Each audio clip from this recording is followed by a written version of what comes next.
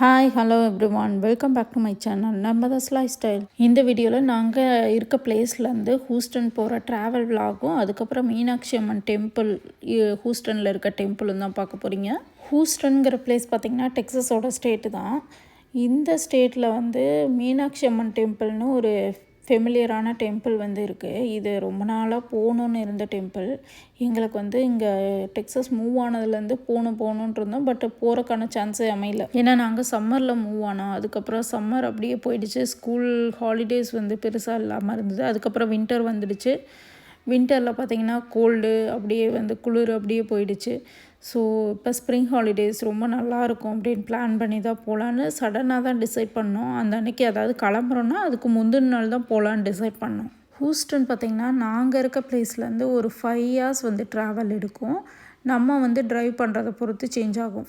எங்களுக்கு பார்த்திங்கன்னா அன்றைக்கி வந்து 6 hours ஆகிடுச்சு. ஏன்னா நாங்கள் வந்து எங்களோட கார் எலக்ட்ரிக் காருங்கிறனால நாங்கள் சார்ஜ் போட வேண்டியதெல்லாம் இருந்துச்சு. நாங்கள் அன்னைக்கு கிளம்பும்போது பார்த்திங்கன்னா ஆஃப்டர்நூன் ஆகிடுச்சு, 1 o'clock ஆகிடுச்சு. நாங்கள் பிளான் பண்ணது என்னவோ 11 o'clock பிளான் பண்ணோம். அப்படியே டிலே ஆகி கிட்ஸ் எல்லாம் வந்து லேட்டாக எழுந்திரிச்சாங்க. ஸோ டிலே ஆகிடுச்சு. எல்லாம் வந்து லஞ்ச் எல்லாம் சாப்பிட்டு போக, லஞ்சுனா பிரஞ்ச் மாதிரி சாப்பிட்டுட்டு போனோம். ஸோ வந்து நாங்கள் கிளம்பும்போது டைம் 1 o'clock. இப்போ நீங்கள் பார்த்துட்ருக்கிறது டாலஸ் டவுன் டவுனுங்க. இது பார்த்திங்கன்னா மோஸ்ட்லி இங்கே நிறைய டவுன் டவுன்னாவே நிறைய டால் பில்டிங்காக இருக்கும். இங்கே தான் வந்து மோஸ்ட் ஆஃப் த கம்பெனிஸும் இருக்கும். நாங்கள் கிளம்புற அன்றைக்கி ரொம்பவே டிராஃபிக்காக இருந்தது. அதனால் வந்து இந்த பிளேஸை க்ராஸ் பண்ணுறக்கே 1 hour ஆகிடுச்சுங்க. யூஎஸை பொறுத்த வரையும் வெளியே கிளம்பணுன்னா வெதர் பார்த்துட்டு தாங்க கிளம்பணும். வேறு எது பார்த்துட்டு அஸ்பீஷியஸ் டைம் எல்லாம் பார்க்குறோமா இல்லையா, ஆனால் வெதர் பார்த்துட்டு கிளம்பணும். ஏன்னா நம்ம இருக்க பிளேஸில் ஒரு வெதர் இருக்கும், நம்ம ரீச் ஆகிற பிளேஸில் வேறு வெதர் இருக்கும். அதனால் மோஸ்ட்லி வந்து வெதர் செக் பண்ணிவிட்டு கிளம்புனா நமக்கு வந்து எந்த இஷ்யூவும் கிடையாதுங்கிற மாதிரி இருக்கும். இங்கே வந்து மழை பெய்யாது, அந்த இடத்துல மழை பெய்யலாம். சில டைம் வந்து டிஃப்ரெண்ட்டாக இருக்கும். இங்கே வந்து மழை பெஞ்சாலும் சில டைம் வந்து ஹில் ஸ்டார்மெல்லாம் வரும். அதனால வந்து இப்போ ஹில் ஸ்டார்ம்னா அதுவுமே நார்மல் வெதர் ரிப்போர்ட்டில் இருக்காது. ஹில் ஸ்டார்முக்குன்னு வந்து ஒரு வெதர் ரிப்போர்ட் இருக்குது, அதில் செக் பண்ணணும். அதுவுமே வருமா வராதான்னுலாம் தெரியாது. ஆனால் எங்கே வந்து ஹெயில் ஸ்டார்ம் வருதோ இல்லையாங்க, இங்கே வந்து டெக்ஸஸில் மழை பெஞ்சாவே சில டைம் ஹெயில் ஸ்டார்ம் வந்துடுது. ஸோ மழை பெய்யும் போது வெளியே போகாதையே இருக்கணும் போல் அப்படிங்கிற மாதிரி இருக்குது. நாங்கள் வந்து கலிஃபோர்னியாவில் இருக்கும்போதெல்லாம் மழை பெய்யும்போது ட்ரைவில் போகிறதுக்கு ரொம்ப நல்லாயிருக்கும். ஸோ அப்படியே வந்து ரொம்ப லாங் ட்ரிப்பாக போவோம். யூஎஸை பொறுத்த வரைக்கும் ஒரு ஸ்டேட்டுக்கும் ஒரு ஸ்பெஷாலிட்டிங்கிற மாதிரி வந்து இயற்கையோட ஆபத்தெல்லாம் வந்து ஒரு ஸ்டேட்டுக்கும் ஒரு ஸ்பெஷலாக கொடுத்துட்டு போகும். இப்போ ஃப்ளாரிடாலாம் எடுத்துக்கிட்டிங்கன்னா ஹரிக்கெயின் வருங்குவாங்க, அதாவது புயல் காற்று வரும். அதே மாதிரி இங்கே வந்து டெக்ஸஸ், கான்சாஸுங்கிற ஸ்டேட்லையெல்லாம் வந்து அதிகமான சூறாவளி காற்று, கான்சாஸில் ரொம்பவே அதிகமாக இருக்குங்குவாங்க. ஏன்னா அது வந்து ரொம்ப எம்டி லேண்டாக இருக்கும், ஃப்ளாட் சர்ஃபேஸு. அதனாலேயே வந்து அங்கே வந்து சூறாவளி அதிகமாக வருதுங்கிறாங்க. டெக்ஸஸ்லேயே அதே மாதிரி தான் ஹெயில் ஸ்டார்மு, அதுக்கப்புறம் டொர்னேடோங்கிறது இந்த சூறாவளி காற்று தான். இதெல்லாம் வந்து அதிகமாக வரும். அதே மாதிரி டெக்ஸஸ் பக்கத்தில் இருக்க ஓக்லஹோமாலே இந்த பிரச்சனை இருக்குது. ஸோ இந்த மாதிரி ஸ்பெசிஃபிக்கான சில ஸ்டேட்டுக்கு வந்து ஒரு குவாலிட்டிஸ் இருக்குது. கலிஃபோர்னியா பார்த்திங்கன்னா அடிக்கடி எர்த்குவேக் வரும். அதுலேயே லாஸ் ஏஞ்சல்ஸில் இருக்கும்போது பார்த்திங்கன்னா இயர்லி ஒரு 2-3 times வந்துடும் எர்த்குவேக். ஆனால் அந்த ரெக்டர் பேசிஸில் பார்த்திங்கன்னா less than 4 or 5 தான் வரும். 4லலாம் வரும்போது நம்ம ஃபீல் பண்ண முடியும். less than 4 இருந்ததுன்னா அவ்வளோவா ஃபீல் பண்ண மாட்டோம். ஆனால் ஃப்ரீக்வெண்ட்டாக வந்து எர்த்குவேக் வந்துட்டு தான் இருக்குங்குவாங்க. லாஸ் ஏஞ்சல்ஸ், கலிஃபோர்னியா ஃபுல்லாகவே வந்துட்டு தான் இருக்கும். நம்ம ஃபீல் பண்ணுறது பார்த்தா அபோவ் 4 வந்து ஃபீல் பண்ணுவோம் அப்படிங்குவாங்க. சில டைமெல்லாம் வந்து லைட்டாக ஒரு ஜர்க்கு கொடுத்துட்டு போகும். அதுக்கப்புறம் 5 மேலே போச்சுன்னா அப்படியே பயந்துடுவோம். எங்களோட காரு எலக்ட்ரிக் காருங்கிறனால இங்கே வந்து பக்கீஸ்னு ஒரு ஏரியா இருக்குங்க, ஃபியூயல் ஸ்டேஷன். அங்கே வந்து நாங்கள் சார்ஜ் போட்டுட்டு ஒரு 2 hours சார்ஜ் போடணும். ஆல்ரெடி ஒரு 2.5 hours ட்ரைவ் பண்ணிட்டோம். இதுக்கப்புறம் சார்ஜ் போட்டால் அது வந்து ஒரு 3 hours வந்துடும். ஸோ பசங்களுமே கொஞ்சம் இறங்கி ரெஃப்ரெஷ் ஆனால் கொஞ்சம் நல்லாயிருக்கும் அப்படிங்கிறக்காக ரெஸ்ட் ரூம் எல்லாம் வந்து இங்கே போயிட்டு வந்துடலாம் அப்படின்னு தான் வந்து இறங்கணும். அதுக்கப்புறம் எங்களுக்கு வந்து ஃபுட்டும் நாங்கள் வந்து ப்ரிப்பேர் பண்ணி எடுத்துகிட்டு வரல, பசங்களுக்கு மட்டும்தான் நான் எடுத்துகிட்டு வந்தேன். இங்கே வந்து எங்களுக்கு தேவையான ஃபுட்டை வாங்கிக்கலாம் அப்படிங்கிற மாதிரி யோசிச்சுட்டு இங்கே வந்து வெஜ் பரோட்டோ மாதிரி ஒன்று வாங்கிக்கிட்டோம். ரெஸ்ட் ரூமோட வாலில் பார்த்திங்கன்னா இந்த மாதிரி நிறைய கேன்வாஸ் பிக்சர்ஸ் எல்லாம் வந்து அவங்க வந்து ஹேங் பண்ணி வச்சுருந்தாங்க. எல்லாமே அது ப்ரைஸ் எல்லாம் பார்த்திங்கன்னா $100 $300 வரை இருந்துச்சு. இதெல்லாம் சேலுக்காக அவங்க வந்து ஹேங் பண்ணி வச்சுருப்பாங்க போல். இந்த பக்கீஸ் பார்த்திங்கன்னா இது ஃபியூல் ஸ்டேஷன் தான். ஆனால் இதில் வந்து அவ்வளோ பெரிய ஏரியாவாக கவர் பண்ணியிருக்காங்க. அதில் வந்து கிராசரியும் இருக்குங்க, கிளாத் இருக்குது, ஜுவல்லரி ஷாப் இருக்குது, அதாவது எது இல்லைன்னே தெரியல. அந்த மாதிரி ஃபுட்டும் நம்ம வாங்கிக்கலாம், எல்லா ஃபுட்டும் அவைலபிளாக இருக்குது. பரிட்டோ மாதிரி ஃபுட்டெல்லாம் நானும் என் ஹஸ்பண்டும் பரிட்டோ சாப்பிட்டுக்கிட்டோங்க. என் பசங்களுக்கு பார்த்திங்கன்னா பாஸ்தா ஆல்ரெடி பண்ணி எடுத்துகிட்டு வந்திருந்தேன், அது வந்து அவங்களுக்கு கொடுத்துட்டேன். ஸோ எல்லோரும் சாப்பிட்டுட்டு அதுக்கப்புறம் வந்து மறுபடியும் ஒரு லாங் ட்ரைவ் தான், ஒரு 3 hours ஆகும். ஸோ கிளம்பிட்டோம். இப்போ வரும்போதே வந்து என் பசங்களுக்கு கொஞ்சம் புக்ஸ் எல்லாம் எடுத்துகிட்டு வந்துட்டோம் காரில். அவங்க சும்மா படிக்கிற மாதிரி ஆக்ட் பண்ணிகிட்ருக்கான். குட்டி பையன் சும்மா பொம்மை பார்த்துட்ருப்பாரு. அதுக்கப்புறம் அதை க்ளோஸ் பண்ணிடுவார். என் பெரிய பையன் கொஞ்சம் புக் ரீட் பண்ணிட்டு வருவான். அதுக்கப்புறம் அப்படியே தூங்கிடுவான். என் பெரிய பையன் கூட வந்து சீக்கிரம் தூங்கிடுவாங்க. ஆனால் சின்ன பையன் அவ்வளோ சீக்கிரம் தூங்கிட மாட்டான். அவனுக்கு நேப் டைம் வந்தால் தான் வந்து தூங்குவான். இவன் வந்து என் பெரிய பையன் பார்த்திங்கன்னா காரில் ஏறி உட்காந்தோடனே தூங்கிடுவான். பார்த்திங்களா, அதுக்குள்ளே புக்கெல்லாம் எடுத்து வச்சாச்சு. அந்த கண்ணாடி வச்சு விளையாண்டுட்ருக்காரு. இப்போ வந்து நாங்கள் வந்து ஹூஸ்டன் ரீச் ஆகிட்டோங்க. ஹூஸ்டன் டவுன் டவுன் ரீச் ஆகிட்டோம். டவுன் டவுன்னாவே இந்த மாதிரி பில்டிங்ஸ் தாங்க இருக்கும். எங்கே பார்த்தாலும் அந்த டவுன் டவுன் பார்க்குறக்கே அவ்வளோ அழகாக இருக்கும். டவுன் டவுன் வாக் நிறைய பேர் வந்து போக ப்ரிஃபர் பண்ணுவாங்க. அதுவுமே ரொம்ப நல்லாயிருக்கும்.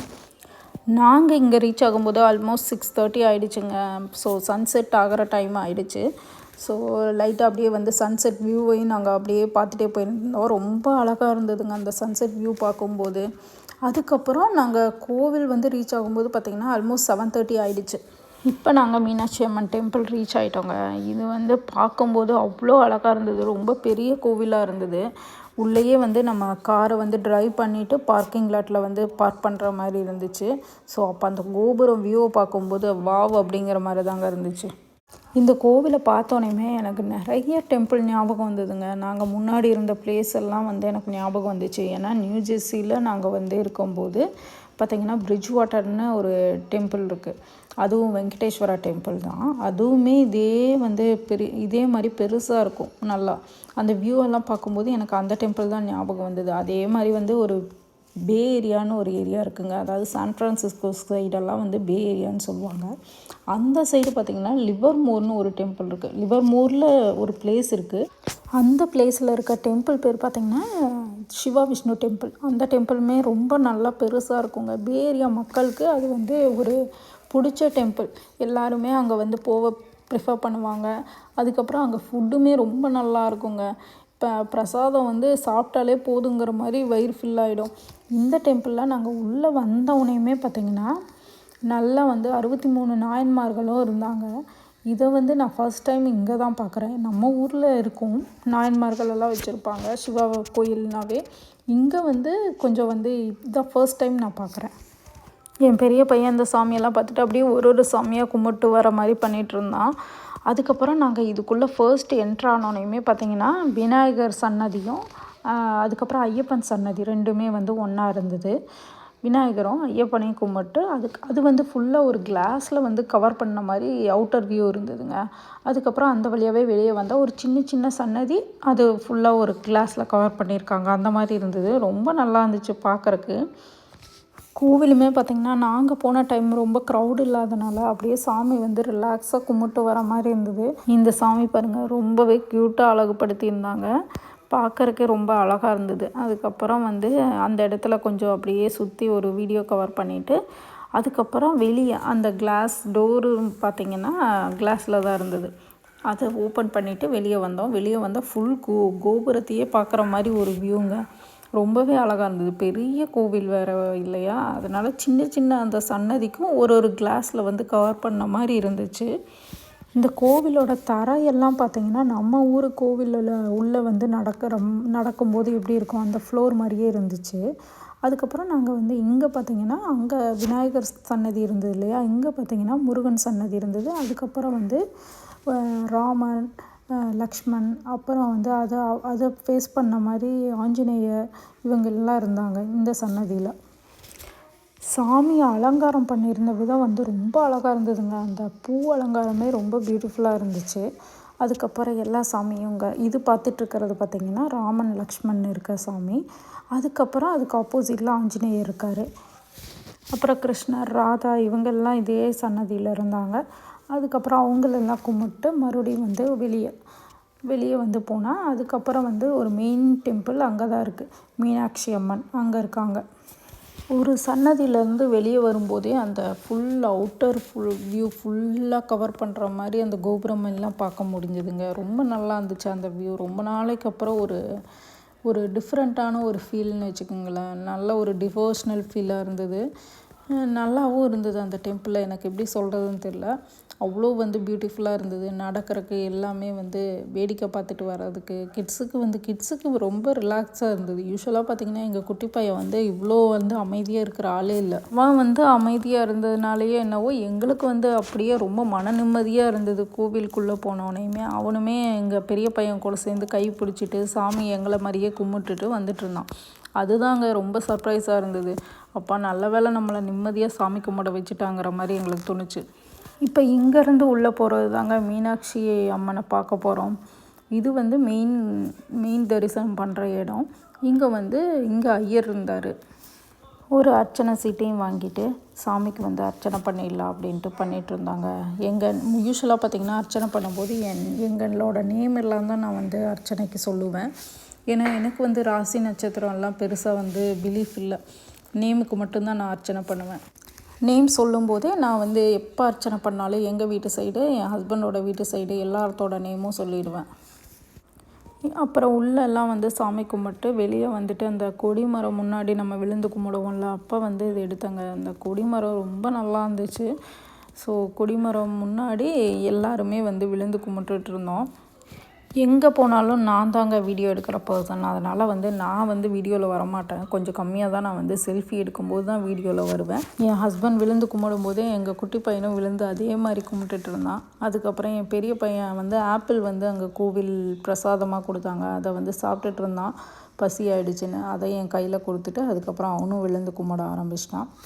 அப்புறம் கொடிமரம் பக்கத்துலேயே வந்து ஒரு சின்ன சன்னதி இருந்ததுங்க. நவகிரகம், அதுக்கப்புறம் காலபைரவர், இந்த சாமியெல்லாம் இருப்பாங்கள்ல, அவங்கெல்லாம் வந்து அந்த இடத்துல இருந்தாங்க. ஸோ அவங்களையும் வந்து ஒரு விசிட் பண்ணிடுவோன்ட்டு போய் அங்கேயும் சாமியெல்லாம் வந்து கும்பிட்டுட்டு அதுக்கப்புறம் அந்த தரிசனம் முடித்ததுக்கப்புறம் கொஞ்சம் வந்து ரிலாக்ஸாக வந்து கொஞ்சம் நேரம் கோவிலில் உட்காந்துட்டு அதுக்கப்புறம் நாங்கள் வெளியே கிளம்பினோம். இந்த வியூ பார்க்கும்போதே சுற்றியும் காட்டுறேன் பாருங்கள். அதுலேயே தெரியும் அந்த சின்ன சின்ன சன்னதியும் எப்படி கிளாஸில் கவர் பண்ணியிருக்காங்கன்ட்டு.